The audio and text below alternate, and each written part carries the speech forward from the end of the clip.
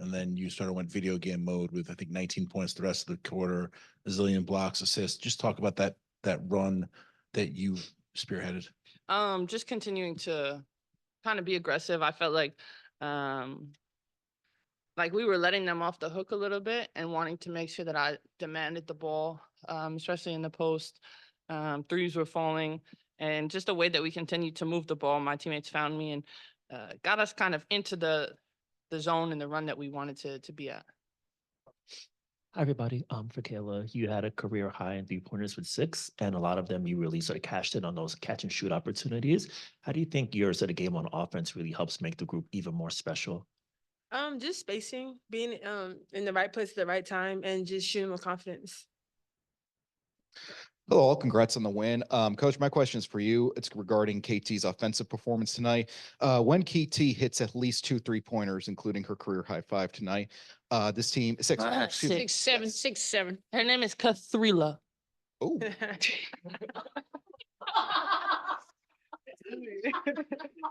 I steal that?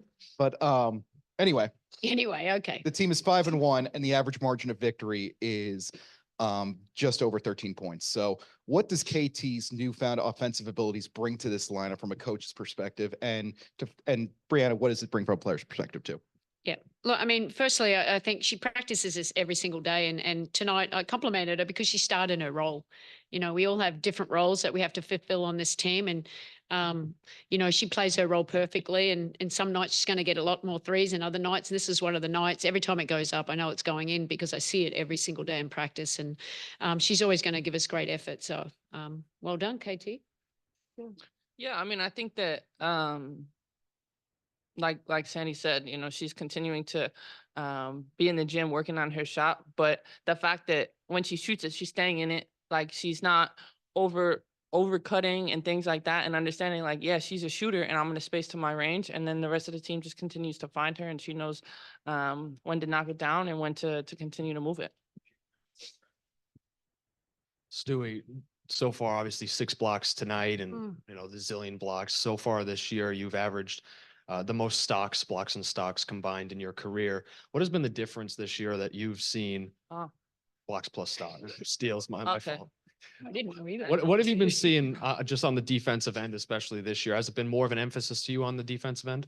Yeah, I mean, I think I just want to continue to grow as a player and defensively, and because we have this lineup where, you know, we're switching a lot. Sometimes I'm starting on guards, and it's constant, like we're constantly in a scramble, making sure that my hands are active, and continuing to just make it tough on the other team. You know, we know that LA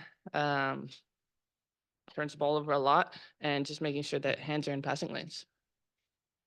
Hi, Coach. Just to circle back on the KT point, before the game, I asked KT if she sees a little bit of herself in Coach Renika Hodges, someone who you've had the ability to coach.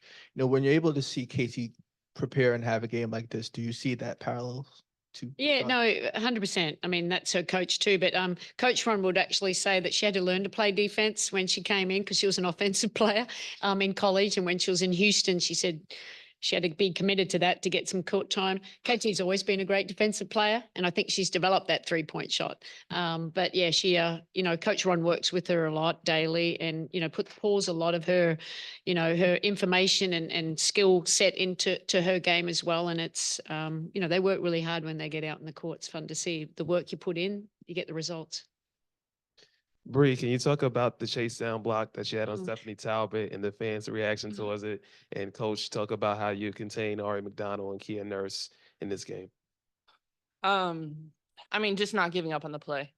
Whatever happened on the offensive end, knowing that we want to make every basket difficult for them, and also just the timing. You know, I could see Hamby was about to pass it back to Steph, and the way that the fans reacted. I mean, it's amazing to have those type of blocks at home, and then directly following that, I think we got like a 5-second violation. So it just kind of continued to build. Yep. Talk about Kia Nurse. Was that the question? How we stopped them. Yeah, look, you know, I thought defensively we were okay. I didn't think we were great. You know, we had a lot of breakdowns. So, you know, a little fatigue sets in, and lack of communication. But there are areas that we know we can fix up and just get a little bit more, you know, intentional that we're how we want to play. But for the most part, I thought, we made it hard, but she did get some wide open ones I wasn't really happy with. Sandy, to start the game, early first quarter, it looked like you called Spain League, Stack League, whatever you want to call it, a couple times early on, with the pick and roll screen, the screener, having Sab pop out for the three, especially after Snap. good to know. Especially after running that, a few times in the prior game as well. Is that something you're really trying to hammer into the playbook as like something you got? Yeah, we have a few different options out of it, and we just think it's a really hard scheme to defend, especially when you got a great shooter. You think Diana Tracy does it a lot in Phoenix as well, and it's something that we've had. You just want to. It's been in our playbook. We want to utilize against certain opponents. And it's better when Ivana's in because we need a handler to handle that, and a post player because that's gravitational pull, her favorite word, and get open. And Sabrina's one of the best shooters, doesn't need much space.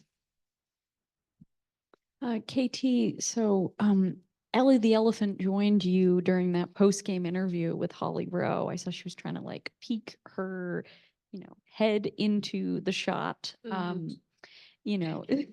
Stewie has called her this team's 12th player. I'm just curious, what are the ways that, you see and observe her as this team's 12th player? Yeah, I think she brings us energy to our team. Ellie is amazing. And just the energy she brings kind of helps us, helps the fans, and the fans give us energy. So I think it's a great combination. Kayla, you were incredibly efficient with your scoring today. So I just wanted to know, what were you feeling going into today's game? Did it feel organic, or are you just kind of implementing that next player up mentality? And how do you always kind of stay ready? I think just staying ready. We played them not too long ago. So just bringing the energy and the confidence. That's just kind of my two main things, confidence and energy. My question's just for Sandy on that Stewie chase down block. When did you kind of realize that she was going to be able to get to it, and how special did that moment feel, just kind of with the organic crowd reaction from the sideline? I mean, I can't believe she actually got back to do that.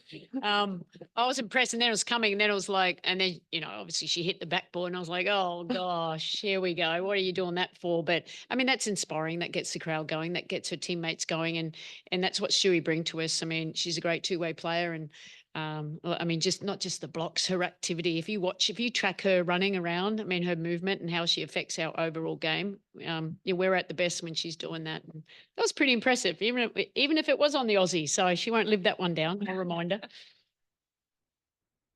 Hey, KT. Hey. You hit 5 of your 6 threes in the second half, and I believe your last one came on that behind the back pass from JJ. Mm-hmm. What have you seen from her in recent games as a passer and in that development? You talking about JJ? Yeah. Just expecting the passes, being ready. You don't know where that pass gonna come from. So just being, looking at her at all times and just being ready. Good point. Hey guys. Huh? Hello. Quick one for all you guys. I can wait for Mike. There we go. Hey, voice of God is back. That's so loud. For all you guys, obviously the Pride game today, Coach, you spoke very beautifully on just what it kind of means to the community to have this game. But now that you've been out, you've seen these people come and support. What does a game like this mean, especially for a team that wears equality on the front of their jerseys? Is that to me? To all of you, actually. Anyone can answer, and then a quick follow up to I Stu. did already speak beautifully. I don't want to mess it up. It was great. I can go. I think it's amazing to have Pride Night. Obviously Pride is something that continues to go more than one day and month or game or things like that. But what I think is really cool about it is we continue to give people a platform to be their self and be genuine and be comfortable in their own skin. And if that happens most or best at a Liberty game, we love and we embrace that. And we continue to, like you said, fight for equality and just live our lives unapologetically so then others can too. Brilliantly said. Sandy, back here. LA's obviously struggling a little bit, but what does it say about the team and your main players that you're shorthanded with a couple of starters and a reserve down, but you've been able to overcome that the last couple of games? It shows a lot about our commitment to being the best team we can be and making no excuses with the ones that aren't here. Everyone will go through adversity with players out. It's our role players stepping up when they're called on and believing it. But in the end, it's it's our big three taking ownership of making sure they're bringing their best game every single day. Ladies, congratulations. Kayla, you've been a scorer at UTEP. You've been a regular starter in the NBA, WNBA for years. You've been a rotation player. You had a moment where you like bent down at the end of the game. Was this maybe the most gratifying or most satisfied you've ever been after a WNBA game? And if not, can you recall a game where you felt the most satisfied after a WNBA game? To that comment, I always been down after every game and before I start. I always pray, so that's a routine for me. But no, just embracing it and just it goes to my teammates, just working hard. My coaches believing in me, so yeah. But I always pray after and before the game. It's always tough to, beat any team twice in any league. However, tonight you guys continue to stay aggressive without two starters and, with a game on a back-to-back. What does it say about this team's identity and just overall mindset? How does it go? Is that to you? Yeah, okay. I think we're building, every game's important for us, and that's what we don't want to miss opportunities to bring our best every single night, because especially on our home court, this is about our fans. This is about us wanting to finish in that top two. So every game matters. And like I said, when you got great players around it and they're committed to that, like I said, we're not making any excuses. We look forward to when we get some more people coming back. We're in the middle of a really tough schedule. Now we have to go and do a back-to-back against Atlanta, and then we've got the Commissioner's Cup. So In Barclays. Cool. not in Barclays. But I think it's their commitment to the program. It's their commitment to each other to be the best team that we can be. And that's what we're always going to focus on. We want to always come out and give us our best effort, even though there is some fatigue. And I wish I could give them few more minutes of not playing, but they always bring it and they always want to be on the court and win. Thank you. You're funny.